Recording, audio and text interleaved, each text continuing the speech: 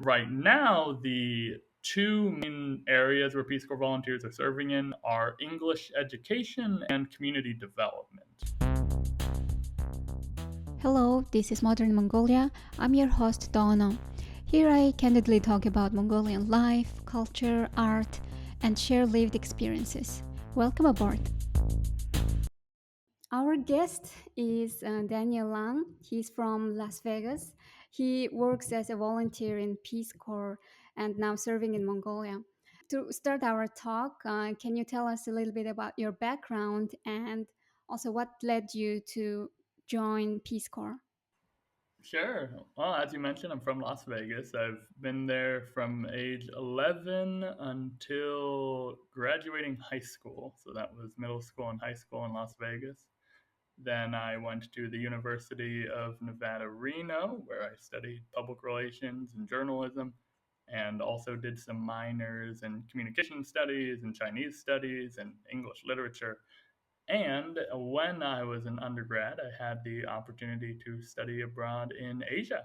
And studying abroad got me really interested in getting to live in different parts of the world. And I was in my junior year of undergrad when I was presented with two different opportunities where I could either do a public relations internship, an advertising internship where it'd be paid, it was this cool national honors opportunity, or I was also selected for the US Department of State's Critical Language Scholarship, and that would be a broad opportunity where I could study Mandarin Chinese in China, and it wouldn't be paid, but it would be paid for. So I would get to study abroad for free, essentially, and I'd get to study Mandarin.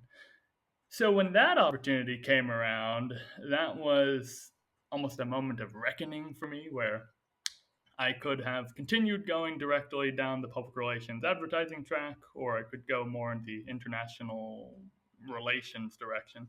And that's ultimately what I chose to do. I went to China, did the Chinese studies program, and ultimately those experiences are what led me to want to do even more kinds of government service opportunities. And that's what led me to joining the Peace Corps after graduation. And since then, I was in Mongolia from 2019 to 2020, where I was teaching at the National University of Mongolia Erden School. I got to help teach Chinese and English and help the instructors improve their instructing as best I could. And outside of that, I also worked with community orgs. The pandemic happened. I went back to the United States, and as soon as I could, I came back to Mongolia in October of 2022, where I have been serving since in UB, the Department of Education. And before I went to Las Vegas, I was from southern Indiana. So that's the other part of my background. Thanks. I don't know about how this works, but in Peace Corps, is can you register preference to which country you would like to go, or is it just randomly assigned to you? It's changed a lot in the 60 years of Peace Corps' history. It has operated under the philosophy of go where you are most needed. And with that being said, over the years, there's been some preference added to what that means.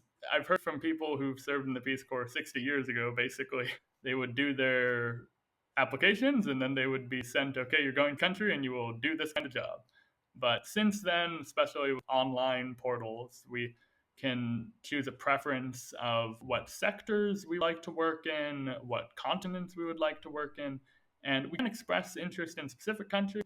In my case, I wanted to teach English since that was something that I had already done a bit of in the United States. Like I said, I had in it. And I also wanted to be in Asia, but I didn't have a super strong preference. And I was ultimately interviewed for Mongolia. So I thought, cool. Didn't expect that. Yeah, yeah. So, when you were chosen to go to Mongolia, and did you have any prior knowledge of Mongolia or any kind of expectation? I did, yeah, but that prior knowledge was from 5 years earlier. I was a student in advanced placement world history back in my sophomore year of high school, and I really loved the Mongol Empire, getting to study it at that time. But then I didn't think about Mongolia for about 5 years of my life, and then getting the invitation caused me to go back and contact my old high school history teacher. I contacted close friends from high school. I also contacted the people I worked with the critical language scholarship and just close friends of mine from college and asked all of them, hey, I've got this invitation to work in Mongolia for 2 years. What do you think about that? And so you just talk with your friends or colleagues or high school teachers, and what do they tell you about Mongolia? Like you should do this or that, or like. They were very enthusiastic about the idea. A lot of Americans, as they pointed out, don't usually have opportunities to go to Mongolia. And depending on the person I talked to, I did get slightly different answers. Like some of them were saying, oh gosh, Daniel, you love service. This is a great opportunity to volunteer full time. Others would talk about my interest in just the region, the culture in general, and the fact that Asian things are interesting to me, whether it's Korea, Japan, China. Um, but actually, my thesis mentor, he had a really interesting perspective, which was the fact that, as many people will point out, Mongolia is located between China, which are two adversarial countries, one might say, compared to a democracy that Mongolia is. So my thesis advisor had a really interesting geopolitical spin on it, and ultimately, as I had been thinking eventually in my career, I would like to get a master's degree. I would like to eventually even get a PhD at some point. They pointed out that me being in my 20s and getting this very unique opportunity to be in such a unique country, I would say that's something that would really help me stand out too in my education. So ultimately, the people I talked to, a lot of them weighted like my personality, a lot of them weighted as just Mongolia being such an important place that someone could be, and then putting it all together and saying, "You, Daniel, you have been chosen." So definitely an honor, and I did do some looking into it. I learned a bit about the socialist history in Mongolia's time period, but I learned a lot more of that by being in the country. Are there specific focus areas for Peace Corps in Mongolia? It's changed a lot over the 30 years of Peace Corps history. English language has been one of the most consistent things ever since Mongolia became a democracy. Peace Corps volunteers have been partnering with education institutions to help improve quality of English education. But over the days, Peace Corps volunteers have also been involved in all sorts of different projects, such as public health, business development. And right now, the two main areas where Peace Corps volunteers are serving in are English education and community development. Community development is a bit more broad. That can include activities like youth development, helping students develop soft skills and life skills. And it can still include elements like business development and climate protection, but those things are based more on the unique skills that each Peace Corps volunteer brings. As I mentioned, my background was more journalism, public relations, communications.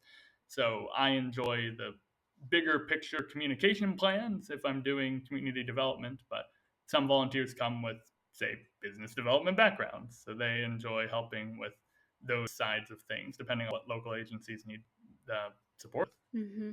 The English education is also very important, and I see kind of great divide between urban and rural Mongolian kids. You said that you worked in urban school, and I think this kind of English education programs should be more accessible to the rural kids. And how was your experience?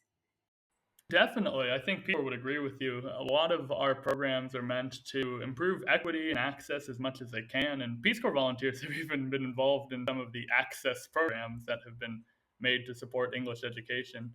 Historically, volunteers have been serving in zones across the country and in every province of the country. And only recently, because of the COVID-19 pandemic, had volunteers been placed into urban areas again. In my case, I was in a pretty unique situation getting to serve at the university. And in my cohort, we had some volunteers who were in somewhat rural, somewhat urban environments, but most of them were in more rural environments. And actually, part of my placement, from what I understood, just talking to managers and talking to the people I ultimately worked with, was that as an undergrad, I was very involved in student leadership activities. So they saw that as a benefit where I could work closely with the students, help build their community there. And also, that since I had that Chinese language background, the university also had Chinese teachers within the humanities department. So while I certainly spent most of my week working with the English educators, I also could apply some of my skills to work with the Chinese educators. Ultimately, as far as the language skills differences from the rural and the urban environments, I see a lot of it, and this is my personal opinion. I see a lot of it as difference in access to resources. And again, this comes from I have a personal communications background. So I try to imagine what are communication solutions of how can we share information to people in such a way that they can access these things on their own. But there are, of course, infrastructural issues too, because someone knows about a resource doesn't necessarily mean they have the internet access to find it online. It doesn't necessarily mean the supply chain to deliver some textbook to them is going to be easy, even if they know how to do it. And so those are, to me, some of the great things about Peace Corps volunteers that we receive 3 months of training when we arrive in country to prepare us for a variety of different possible placements. And then ultimately, when we get our assignment and we go to our sites, we have that 2 year time to really get to know the community, get to understand the people, individuals who are there, what unique challenges that they face, and then we work together alongside them to figure out how we can solve those. And I think that's just one of the beauties of the program that we have these volunteers who are serving in these local places who can work alongside the locals there. This is where there might be shorter stints that some groups might end up doing. I think that's one thing that certainly gives Peace Corps' reputation for being a tough job, but also one that we often love. Yeah, that's great, and that's a great dedication, of course, and I thank you for that. Are you required to learn Mongolian to work here? And did you learn Mongolian? We are certainly required to learn it, and I definitely have learned it. I know in my experience it was different the way the volunteers are currently learning it, but in any case, Peace Corps volunteers, wherever we're sent in the world, we are expected to spend during our 3 months of technical training, where we're understanding the culture of the country, the situation that would request volunteer support. We also have language training, and the language training for us was something like 2 to 3 hours every morning, Monday through Friday, for about 3 months. And then after that, when we go to our sites, wherever we're assigned to work, we're still expected to keep up that training. We get a stipend that allows us to at least try to get at least a lesson or two in every week. And I have done my best to keep up with that. So I usually will use the local language if I'm just out and about, if I need to buy something, if I'm at a restaurant, at a store. But it can come in handy too in the office if I'm just trying to figure out some pretty basic information about how to get somewhere or what time an event is happening. Beyond that, I don't use the local language so much because my role is to help locals improve their English, less about me improving my Mongolian, which is a joke that goes around the office if I speak too much Mongolian. But it is often the case. Peace Corps volunteers have to get a certain language proficiency in order to go to their site placements because relationships are very important and it's Sure. hard to form a relationship if somebody can't communicate with each other. And then to what extent a volunteer continues the language depends a lot on the volunteer when they get to where they're going. Do you have a specific Mongolian word do you like? Well, I like a lot of words. I mean, like I said, I'm an English literature minor, so just words in general are fun for me. Recently, one of my favorite words is English, and I don't know how recent that is actually, because even when I was What's in that word? English, Can you English, say that? yeah, doing my best. Did I pronounce it Inril? right? Yeah, yeah, yeah, Inril. yeah, yeah.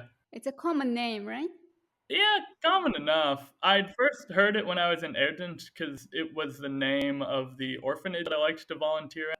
And I thought, oh, it's such a nice name for a place. And so I just really enjoyed that word a lot. It is, yes.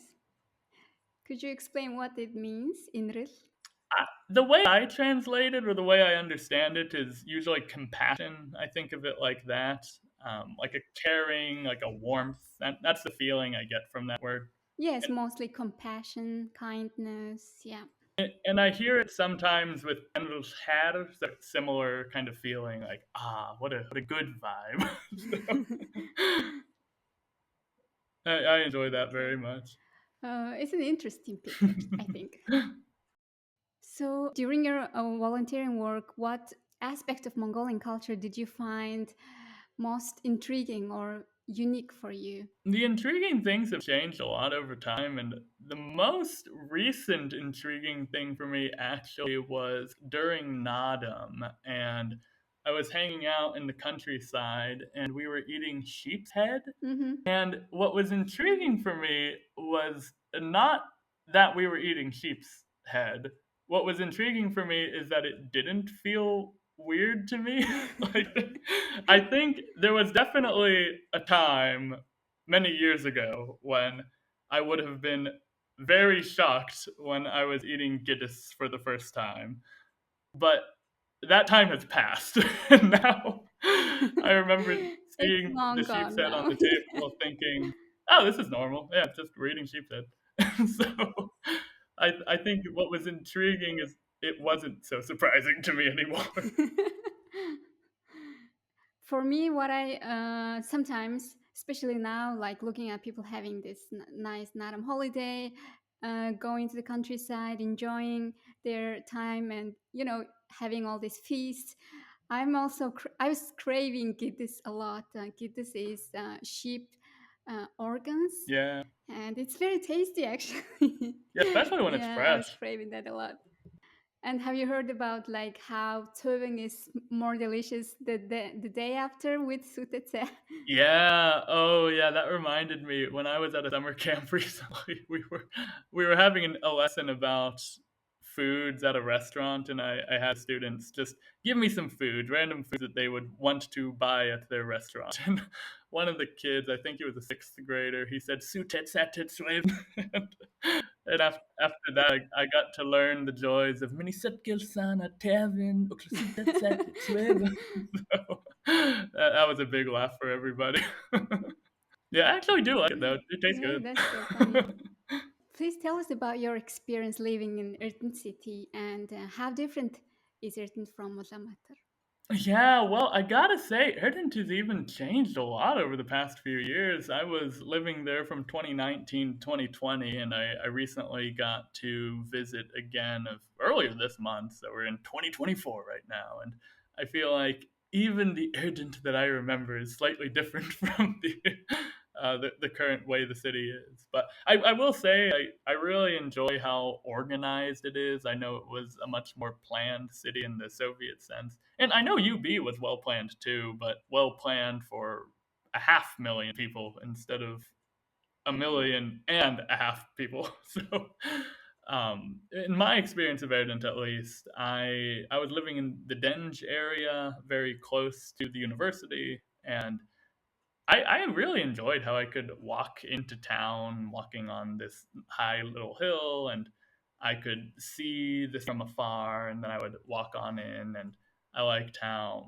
there were the markets to my right that were really convenient if I wanted more countryside products like Adel or Attic. I mean, they were right there. It was very easy to buy those things. And then just going straight, they had the nice city square. There's very small, but it was colorful and enjoyable. And the library that I did a lot of the English speaking clubs at was at the Erdent Ortsagan, which was very small and very convenient. So that's a trend. A lot of Erdent was very small and very convenient for me. And I found even when it was winter there, it got cold, very cold, but not as cold as UB cold.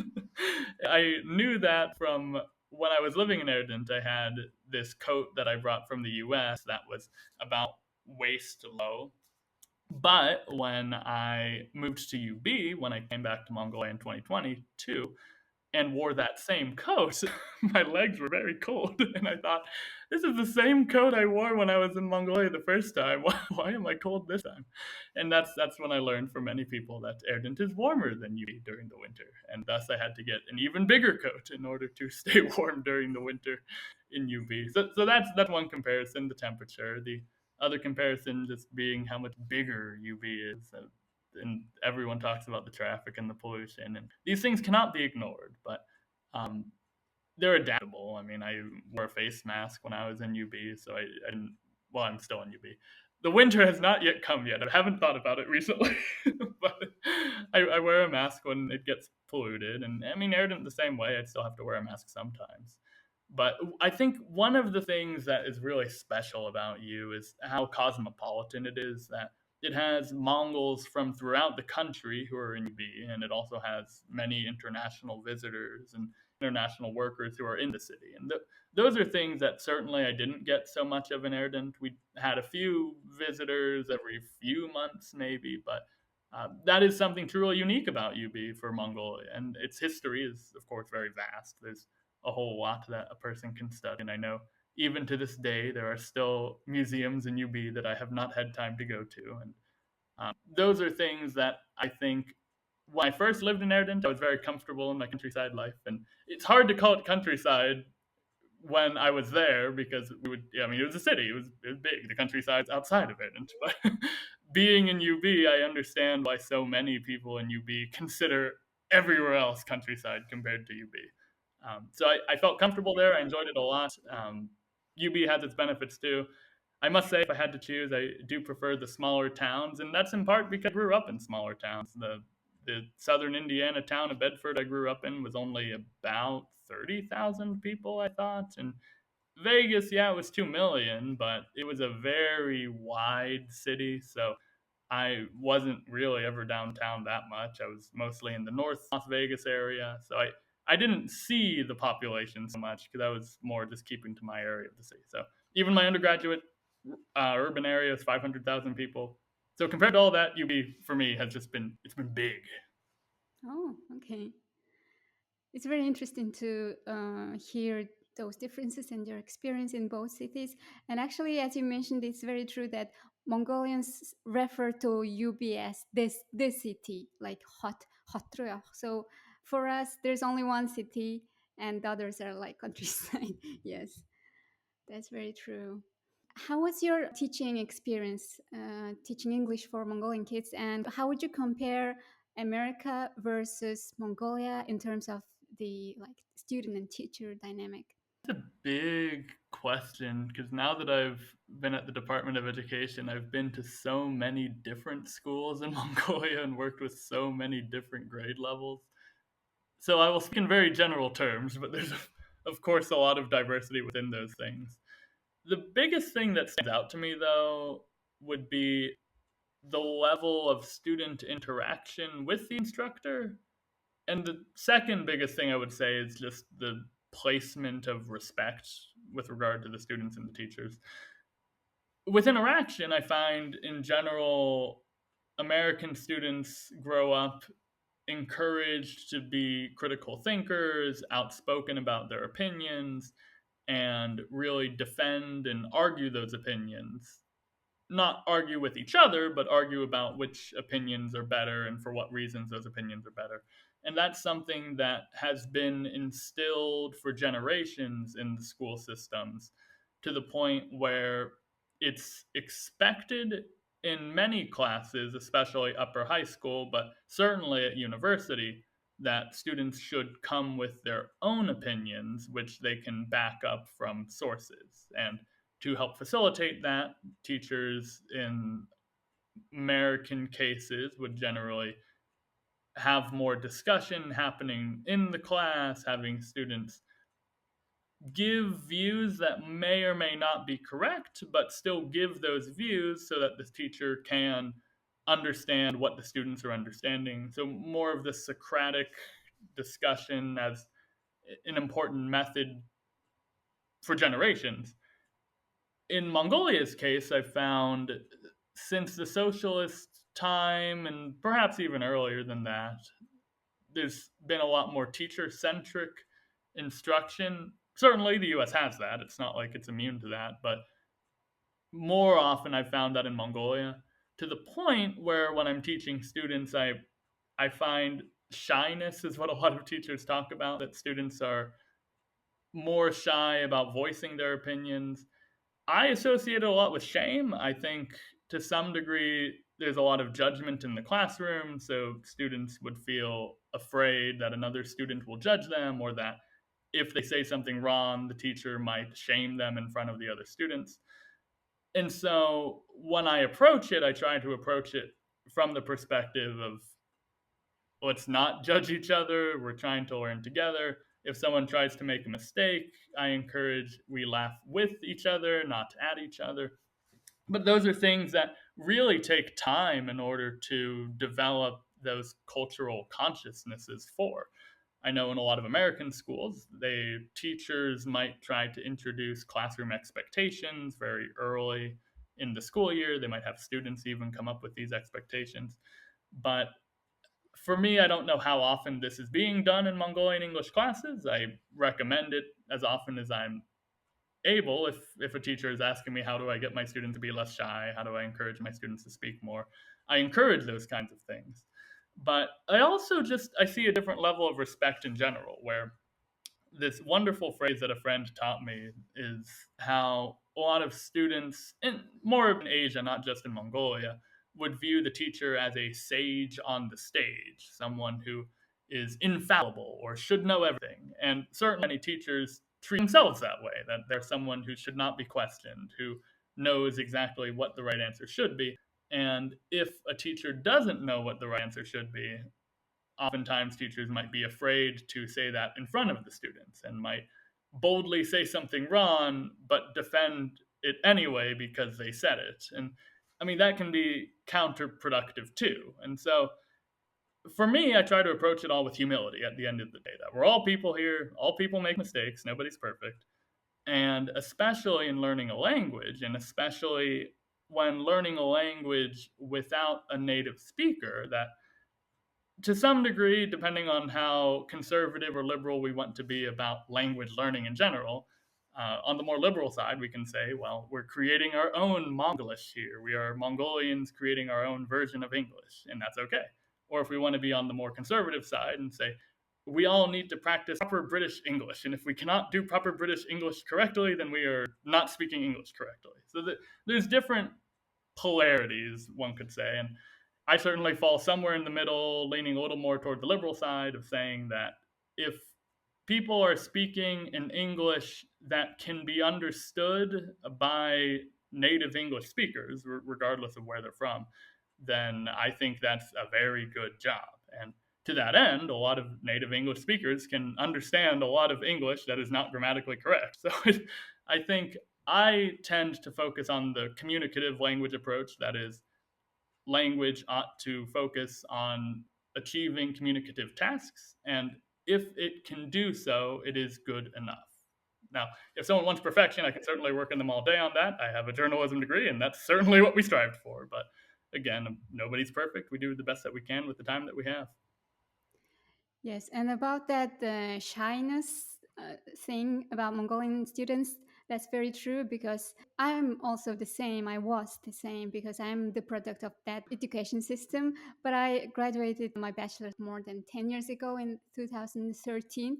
And when I studied for my master's in Europe, I didn't have my own opinion. I didn't have a skill of critical thinking. That was the skill that I had to learn. And we never questioned anything that our professors told, and there was nothing like that kind of communication or interaction. It was just we listen to them, we copy them, take the notes down, and we memorize them, and we take the test. So I realized it on myself, and that was my experience, and I was like, we never learned it. Then when I came here, I had to learn everything, and I had to like, plus that I'm also an introvert. It's sometimes I find it hard to voice myself, and I had to work on that skill. Oh, I can definitely relate to that one. Being an introvert and learning a language, ooh, tricky. But I don't know any changes happening now because I can't speak from current situation because I don't know what's happening currently in the high school or in the university. Maybe that's changing. It's getting better. I hope the younger generation, Gen Z, are more eager to voice their opinion. They're demanding the education system change in terms of this kind of having more discussion and more debates. In my experience, it definitely has been changing. I don't have specific statistics, but at least in the classrooms that I've been in, I've certainly met many teachers, especially the younger teachers, who are very engaged and very interested in trying to get the students more involved in those activities. I have met even older teachers too, who it it's amazing to me how much it just takes someone's own personal motivation to change. Like if there's a teacher who's been teaching for 20 years and that teacher realizes that his or her methods aren't working and they want to change it, they can change it. And I think that's something that's really remarkable, honestly, about the way that people are. And going back to, as you mentioned, with students, I think something very similarly, one of the think privileges, honestly, of the work that I get to do is that I get to visit a lot of different schools, not just in UB, sometimes in different provinces, and I get to meet so many different students from those experiences where I might be invited to speak about a certain topic, give some advice about something, but then more often than not, there'll still be at least half an hour to an hour where students can just ask whatever questions they want. And often teachers will have the students prepare questions for that so that the students, especially if they're shy, they can prepare their question very carefully before the day when Mr. Native Speaker comes. And I've found that in such environments, there have been some just really interesting, bright kids who have big ideas that they want to ask about, get ideas about. And I have talked to certainly people your age, older than you, who told me about how it was when English was being taught in the early '90s, and how the original Russian educators had to learn English to teach English. And I mean, I wasn't there, I wasn't born yet, but I can certainly imagine how much has had to change in the last 30 years of different generations having to reflect on the way that they were taught and then to decide how they will teach their students. And um, I mean, that's one of the things that I try to do, even with the new Peace Corps volunteers that I train and prepare to go to their schools. We encourage them, think about their favorite teachers in high school, think about their favorite teachers in college. What did they like about those teachers? What did they like about the methods that those teachers used? And because we Peace Corps volunteers co-teach, we never are supposed to, at least separately, have our own classes. We're meant to always work alongside a local teacher, and some local teachers are more flexible and open to the changes that we might propose, and some just they take their time. They want to control the class the way that they're used to controlling the class, and they're professionals. They know what they're doing, and we try to bring in the ideas that could benefit with, again, the humility, knowing that we don't know everything either. We come from our backgrounds, we come from our experiences, and in an American context, an American solution might work, but in a Mongolian context, sometimes the American solution is not the best solution. Oftentimes, the Mongolian solution ought to be and can be. And so, what we try to do is encourage the locals to find those answers, which I found can be frustrating sometimes when they turn to me and ask, "What's the answer, Daniel?" And I say, "Well, what do you think the answer is?" And I remember that's how my parents would raise me. That's how teachers would be too. And I think it's a good method for improving critical thinking. Yeah, yeah, I agree. Given that you have interest in the Asia overall, I believe you have noticed that there is tension between China and Mongolia, and Mongolians feel a little bit kind of hostile to Chinese. Have you witnessed the manifestation of that feeling? Yeah, I have a few times, and it strikes me as really difficult because coming from an American perspective, we're very cautious about saying something about any group of people. Like I said, people are diverse, and to say that any group is good or bad is oversimplifying the nuances there. One thing that I've often thought about, because again, China and the U.S. aren't the happiest of, I guess, countries when it comes to geopolitical relationships, is that a decision that the government makes does not necessarily mean it's the decision that all the people agree with, for one thing. Um, and also that the decision that one person who's from a country makes does not necessarily mean that all people from said country believe that thing or do that thing. And um, I mean, just some examples. Like I often hear a phrase like, "If a product is bad, the assumption is it was made in China," which to me is somewhat bizarre to hear because a lot of the world's best products are made in China. And then for me, the logic of the argument falls apart very quickly, and people often don't want to hear that. They would rather blame China for their problems. And I think it's very upsetting to me when people blame other people, especially other groups of people, for why things are bad or why things aren't better than they could be.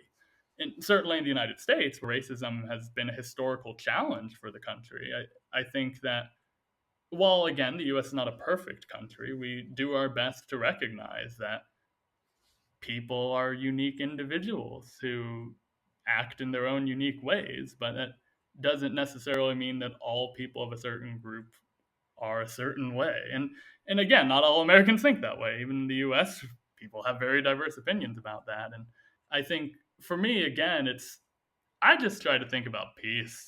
How can we all get along? How can we stand up for ourselves, but do so in a way that doesn't put other people down? And especially when I visit young students, if I hear some derogatory or negative or offensive things, I often do try to caution them immediately that they really ought not to be saying those things, especially if they do want to be professionals in international societies where um, certain workplaces, certain school environments just aren't so forgiving about those kind of things. So I really do try to have people tone it down. I try to get people to open their minds a bit more, but it's hard if someone's never been outside of their local community or if they've never been outside their country to know how different the world can be. That's true. And also, I think it's common that a lot of neighboring countries have this kind of issues because of the all the historical things that they trace back to, and those kind of territorial conflicts and whatever, and cultural things, and all those things contribute. And I think it's not only Mongolia and China problem; it exists everywhere. My last question is: when you go back to US, is there anything that you would like to bring back from Mongolia? Oh, what a great question. Well, the first time I came back from Mongolia to the US, I brought a bunch of Shagai back with me. And so I shared a lot of Shagai with people. But that's a really great question. Was it heavy to Uh, pack? I don't remember. I bought like 60 or something. I bought a lot. It was a big bag. I, It's a lot. 60 is a lot. it was fun because I could tell people about bones in Mongolia, and they're like, "Why are you giving me bones, Daniel? Like, what's going on?" But this time around, that's a great question because I feel like even though I am going back to America and I want to do my graduate studies, this time it doesn't really feel like the end for me. I feel like I'll definitely be back in Mongolia. I'd love to do more work to help, and I honestly it's what helps me sleep at night too. Just knowing this isn't the end. I will be back. I will be back. So I haven't actually thought that much about what I would bring back from Mongolia to US this time. I suppose, I mean, speaking literally, a lot of souvenirs. Over the years, I've gotten just some beautiful little gifts just from various places I've been. Like I did a project down in the Glev, and I was given this cool wood carving of the local mountain, and I thought, oh, that's beautiful. Just it's, I think Han in Zurich, if I remember correctly, and just little stuff like that, like pins, like even this pin I'm wearing today is with the American Center for Mongolian Studies, and I've worked with them on all sorts of different projects. So maybe I'll do what I've seen Mongol families do. I'll get like a big, nice ribbon of some sort to pin all the pins to. maybe that could be fun. But yeah, I just haven't thought too much about that. I really do feel like this will be the end of my Peace Corps chapter in Mongolia, but it will not be the end of my chapters in Mongolia. Definitely, sure. And I think your first thing that you brought back to US, the Shanga, was very interesting for me. I don't have Shara with me, but like, do you do this Durvumbir thing? Like, do you ask questions from Shara? I think I did it at Sagansar because everyone was doing it at Sagansar. I never take it seriously though. I think I do it more just for the fun. However, I will Yeah, say at Shigan at not Shigan, at Sagansar this year, I twice in different boards I got money, and so people were like, "You're so lucky this year."